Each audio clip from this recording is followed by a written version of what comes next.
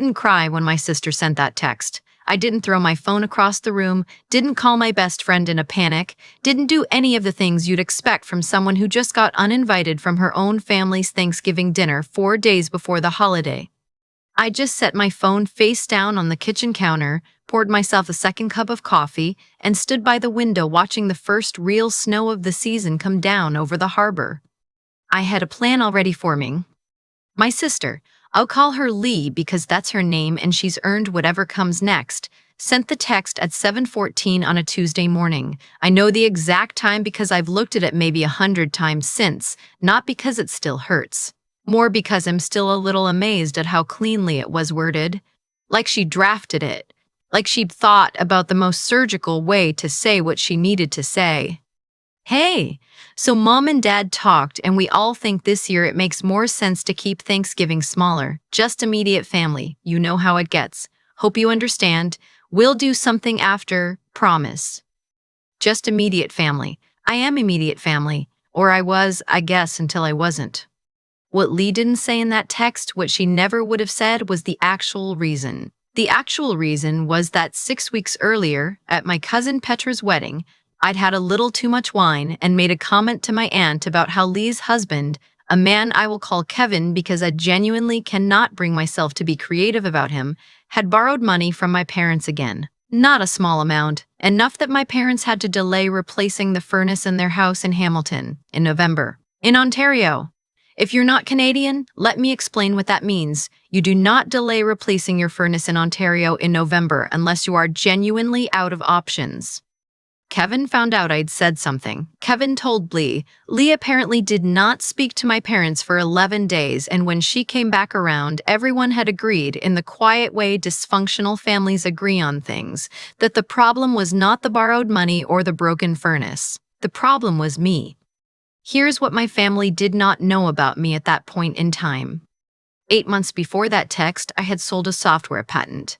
I was 31 years old. I'd spent 4 years building a logistics optimization tool with 2 colleagues from my grad program at Waterloo, and we'd sold the IP to a supply chain firm based in Calgary for just under $2 million each, after legal fees and taxes. I hadn't told anyone in my family, not my parents, not Lee, not even my grandmother, who is the one person in that family I would genuinely walk through fire for. I hadn't told them because I'd watched, my entire adult life, the way money moved through that family like weather, how it gathered in certain places and created pressure everywhere else, how Kevin had borrowed from my parents 3 times in 5 years, how Lee talked about money the way some people talk about oxygen, like it was just something that existed and was owed to whoever needed it most. I didn't want to become the new source of that weather. So I'd bought a condo in Oakville quietly. Nice building, 2-bedroom, 19th floor, direct view of the lake. I'd invested most of the rest, set aside a chunk for my grandmother's care home costs, because I knew that was coming and I wanted her to have options. I kept driving the same car I'd driven since 2019. I still brought wine from the LC booze sale bin to family dinners. No one knew. After Lee's text, I sat with my coffee and I thought about what I actually wanted to do with Thanksgiving, and for the first time in maybe a decade, I let myself think about it without factoring in what everyone else wanted. I picked up my phone, not to answer Lee, to call my grandmother. She picked up on the second ring, the way she always does, like she was already waiting. "They cut me out of Thanksgiving," I said. There was a pause. "Of course they did," she said. "What are you going to do about it?" That was all I needed. I spent the next 3 days making calls. My grandmother, obviously. I was picking her up Thursday morning regardless of anything else. My Aunt Petra, who'd been quietly on the outs with my parents since the wedding incident and had already resigned herself to ordering Swiss chalet and watching the hockey game alone. My old roommate from university, Waverly, who was newly separated and had 2 kids and absolutely nowhere to be on Thursday. Her kids are 7 and 9, and they are the kind of children who make you feel briefly hopeful about the next generation. A couple from my building, Felix and Sue Jin, who I'd been meaning to properly have over since spring. My colleague Theo, who was visiting from Vancouver and hadn't yet found a reason to stay through the long weekend. I booked a private dining room at a restaurant on the waterfront in Oakville. One of those converted heritage buildings with the exposed brick and the wine cellar and the chef who does a whole roasted heritage turkey that takes 3 days to prepare. I arranged transportation for my grandmother. I ordered a custom pie from the bakery she's been talking about for 2 years, the one in Dundas, because she'd seen it on a TV segment and mentioned it 4 separate times, and I had written it down. The reservation was for 11 people. It cost more than I'd spent on a vacation in 2023. I did not think about that for longer than 30 seconds. Thursday morning, I picked up my grandmother from her place in Burlington. She was wearing the blue blouse she saves for important occasions. She had done her hair. "You look wonderful," I told her. "I know," she said, and got in the car. We drove along the lake shore with the windows cracked even though it was only 7 degrees because she likes the smell of the water in autumn, and she told me about a documentary she'd watched about the salmon migration in BC, and I told her about a funny thing that had happened at work. And it felt like, I want to be precise about this, it felt like the beginning of a day that belonged entirely to me. The dinner was extraordinary. Not in a performed way, not in the way you feel like you're supposed to feel at a nice restaurant. In the way where Waverly's daughter fell asleep in the banquet chair with a piece of pie still in her hand, and my grandmother and Felix talked about their respective immigration experiences for an hour and a half, and Theo gave a toast that was genuinely too long, but also genuinely sincere, and by 9 o'clock, nobody wanted to leave. I had put my phone in my coat pocket at the start of dinner. Face down. Ringer off. At some point around 7:30, Sujin tapped my arm and said, "Your phone's been lighting up." I looked. 12 missed calls, 3 from my mother's number, 4 from Lee, 2 from a number I didn't recognize, 2 from my dad, 1 from Kevin, which genuinely surprised me because Kevin had never called me directly in 10 years of knowing him. I turned it face down again. By the time I dropped my grandmother off and drove home, there were 29 missed calls and a scroll's worth of text that I did not read that night. I made tea. I watched part of a documentary. I went to sleep at a reasonable hour. What I learned the next morning in pieces, through messages I read in roughly chronological order, was this. Kevin had posted something on his Instagram story on Thanksgiving afternoon, a photo of the dinner table at my parents' house, lots of food, everyone smiling, the kind of photo that is engineered to communicate warmth. He had tagged everyone in the photo. He had, in a fit of what I can only describe as catastrophic miscalculation, also tagged my cousin Petra, who is not his cousin, who is my cousin, who had not been invited to that dinner either. Petra had screenshotted it and sent it to approximately everyone. My aunt, Petra's mother, had forwarded the screenshot to my parents with a message that I was told was, in my aunt's words, direct. Somewhere around 5 o'clock, while I was having dessert with my grandmother, my mother apparently called Lee and said some things about Kevin's borrowing history that had been quietly accumulating for 4 years. Lee apparently cried. Kevin apparently said my name several times in a tone that was not complimentary. My dad apparently sat in his recliner and did not say anything at all, which is his particular method of catastrophe. The unknown number was Kevin, calling from his mother's phone because he thought I was screening his calls. He was correct about that. I didn't call anyone back on Friday. I went to the gym, bought groceries, and called Waverly to say thank you for coming. Her kids had made me a paper card with crayon drawings of a turkey wearing sunglasses. I put it on my refrigerator. On Saturday, my mother called at 8 in the morning. I answered because she is my mother and I am still capable of making that distinction. She started with, "I want you to understand why we made the decision we did," which is her particular way of opening conversations that are technically apologies but are structured like depositions. I let her talk for about 90 seconds. Then I said, "Mom, I need you to understand something. I am not angry. I am not going to have a long conversation about this. I was excluded from a family dinner and I made other plans. The other plans were wonderful. What happens in your house is not something I can control. What happens in mine is." There was a long silence. "Lee said you're upset," she said finally. "I'm not, actually," I said. "Tell her I said that." She asked if I was coming for Christmas. I said I hadn't decided yet. What I didn't tell her on that call or for some time after was what I had decided, which was to stop managing things. To stop being the person who smoothed things over and sent money orders when asked and showed up every holiday with wine from the sale bin and absorbed whatever the room needed, absorbed and drove home alone and never said anything about any of it.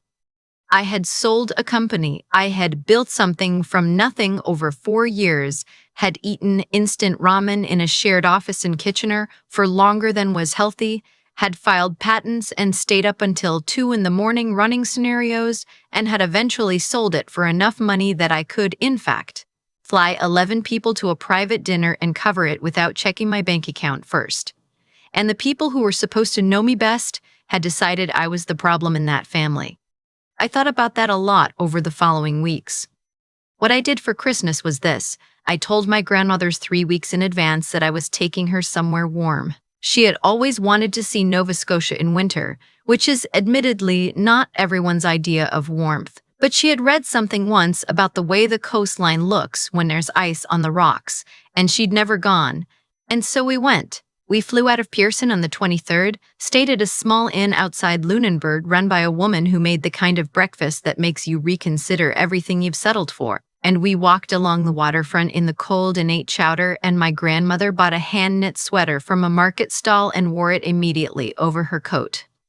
On Christmas morning, she called it one of the best days of her life. She says that with some regularity, which is something I love about her, but I believe she meant it. My phone had a significant number of missed calls during that trip. I didn't count them exactly, more than 40 across various family members over about 4 days. I read the texts eventually on the flight home. Most of them were variations on a theme. Where was I? Why wasn't I answering? Didn't I know Christmas was a time for family? Kevin had apparently sent a long message that used the phrase financial transparency 3 times, which I found genuinely interesting given the context. There was one text from my dad, just one, on Christmas morning. It said, "Hope you're okay." I thought about that for a while. Here's what I want to say about fathers, specifically, and the particular silence of men who watch things happen and do nothing. It is its own kind of damage. It is not the loud damage of someone who actively chooses to hurt you, but it is damage. The furnace in that house needed to be replaced. He knew where the money had gone. He said nothing, and the temperature dropped, and I became the disruption for having mentioned it. I texted him back, "I'm good, Dad. Really good. Hope you had a nice day." I meant it mostly. I did not go to any family events for the next 4 months. I went to my grandmother's whenever I wanted, which was often. I had Waverly and the kids over twice. I had Felix and Sujin over for dinner, and they brought a bottle of wine that cost more than my sale bin tradition, and I learned that Sujin used to work in the same building I'd worked in Kitchener years before, and we spent an embarrassing amount of time mapping the overlap. In February, I got a call from my mother that was different from the others, quieter. She wanted to have coffee, just the two of us, and she said it with a kind of plainness that I recognized from when I was a child, the voice she uses when she's actually saying something, not performing something.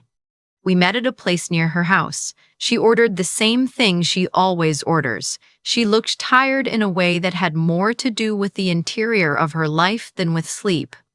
She said, "I should have called you back sooner." I said, "Okay." She said, "Kevin is," and then she stopped. Restarted. Things at Lee's are complicated. I didn't ask her to elaborate. I had some sense of the shape of it. What I said was, "Mom, I don't need an explanation. I need you to understand that I'm not going to keep showing up in the same way if the result is the same thing. I'm not angry. I'm just done pretending it doesn't cost anything."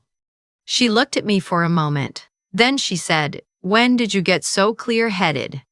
I said, "I've been working on it." I didn't tell her about the sale that day either. That came later, and it came because she asked me, directly, without prompting, whether I was doing all right financially, whether the condo was manageable, said she worried sometimes. And I told her, not all of it. Enough. She was quiet for a long time. Then she said, "You never said anything." "I know," I said. "I was watching how it moved." She didn't say anything to that, but I think she understood. I can't tell you the family is fixed. It isn't. Lee and I don't talk much, which is a kind of peace neither of us has named, but both of us seem to have accepted. Kevin is Kevin. My dad is still my dad. Quiet in the particular way that is both his limitation and his form of love. But my grandmother wore her Nova Scotia sweater to her birthday dinner in March. And when I asked what she wanted to do for next Christmas, she said, "Somewhere I've never been." And I said, "Done." And neither of us needed to say anything else. That's the thing about deciding you belong to yourself. It's not loud. It doesn't come with 42 missed calls or a dramatic exit or a moment where you say the perfect thing and everyone finally understands. It's just a morning where you pour your coffee, look out at the snow, and realize that the plan you're already forming is the one that's actually yours. There's a moment I keep coming back to, not the dinner, not the missed calls, not even the text from my sister that started all of it. It's the drive home from Burlington after dropping my grandmother off. The lakeshore road in the dark, the water just barely visible, the heater doing its best, that quiet. I wasn't angry. I wasn't triumphant.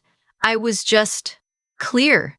And I hadn't felt clear in a very long time. I think about what it actually took to get there. Not the money, not the sale, not the waterfront booking. Those were just outcomes. What it took was years of watching carefully and deciding, slowly, what I was going to do about what I saw. Lee and Kevin spent a decade taking without accounting for it. My parents spent the same decade looking away, and I spent it learning, genuinely learning, not just accumulating credentials, how systems work, how money moves, how people reveal themselves when they think no one is paying attention. That's not a small thing. That's a kind of discipline that doesn't get talked about enough, the commitment to actually understand your situation rather than just react to it. And I did react eventually, but I want to be honest about the fact that it was a considered reaction. I didn't blow anything up. I didn't send a message designed to wound. I just stopped managing other people's comfort at the expense of my own, and I put the energy I'd been spending on that into something real, a dinner, a trip, a sweater from a market in Lunenburg that my grandmother still wears. That's the part that mattered, not the revenge shape of it, which I understand is what makes it a story worth telling. But underneath that, I had built something. I had protected it carefully. I had used it when the moment came to take care of the people who had actually shown up for me.